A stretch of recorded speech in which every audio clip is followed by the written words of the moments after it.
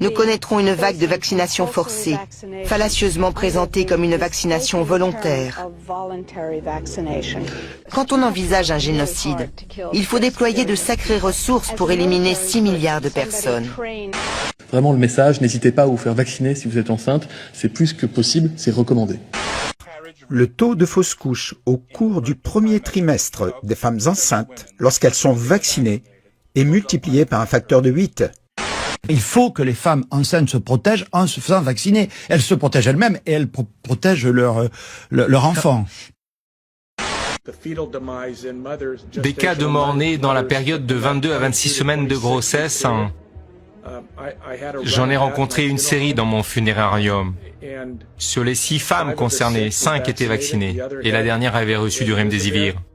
Et elles ont toutes perdu leur bébé. Et je redis ici que les femmes enceintes doivent se faire vacciner pour se protéger et protéger leur bébé.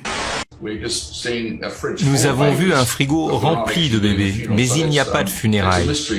Où vont ces bébés? Cela reste un mystère pour moi. Vous voulez dire qu'il y a plus de fœtus dans le réfrigérateur maintenant qu'avant 2021? Oui, j'affirme qu'il y a plus de fœtus en ce moment dans les réfrigérateurs que jamais auparavant. Aucun lien qui existe, ni en théorie, ni dans la pratique, et ce après des mois de recul et des milliards de femmes vaccinées. Je m'occupe de grossesse à haut risque depuis 43 ans. Je vois un grand nombre de patientes chaque année.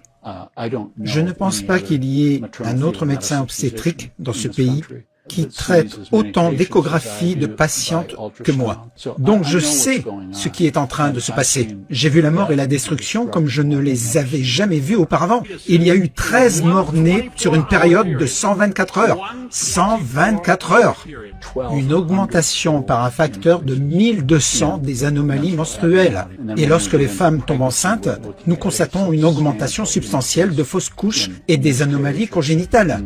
Un risque substantiel d'arythmie cardiaque du fœtus et de la malformation cardiaque du fœtus, de ralentissement significatif de la croissance du fœtus, une réduction significative du liquide amniotique, d'arrêt cardiaque du fœtus. Vous voulez dire que des bébés font des crises cardiaques dans l'utérus de leur mère? Oui, le vaccin provoque des effets inflammatoires importants. Dans mon domaine d'expertise, tout ce qui provoque une inflammation se traduit par des dommages, des blessures, la mort et la destruction pendant la grossesse. Nous le savons depuis un demi-siècle. Les femmes enceintes peuvent se faire vacciner contre le Covid à n'importe quel moment de la grossesse et même avant la grossesse. Il est clairement démontré qu'il n'y a pas de risque d'infertilité. C'est l'analyse post-commercialisation 536 des effets secondaires, dans laquelle il est indiqué que 83% de toutes les femmes enceintes qui ont été vaccinées se sont retrouvées avec un bébé mort. Ils ont testé 270 grossesses et ils n'ont pas pu expliquer ce qui est arrivé à 238 de ces grossesses. Les autres grossesses se sont soldées par la mort du bébé et ils n'ont eu qu'une seule naissance normale. Donc ces vaccins tuent directement les bébés au cours du premier trimestre. Et c'est absolument atroce. Aucune femme ne devrait jamais prendre le risque de recevoir le vaccin Covid-19 pendant la période de grossesse. Dans la grossesse, avant toute chose, c'est primum non serré. Nous ne ferions jamais de mal à une femme enceinte. 3 milliards d'injections ont été réalisées sur la planète Terre, les choses se déroulent au mieux, vous pouvez y aller, il n'y a aucune inquiétude à avoir. La raclette au lait cru est déconseillée aux femmes enceintes ainsi qu'aux enfants de moins de 5 ans.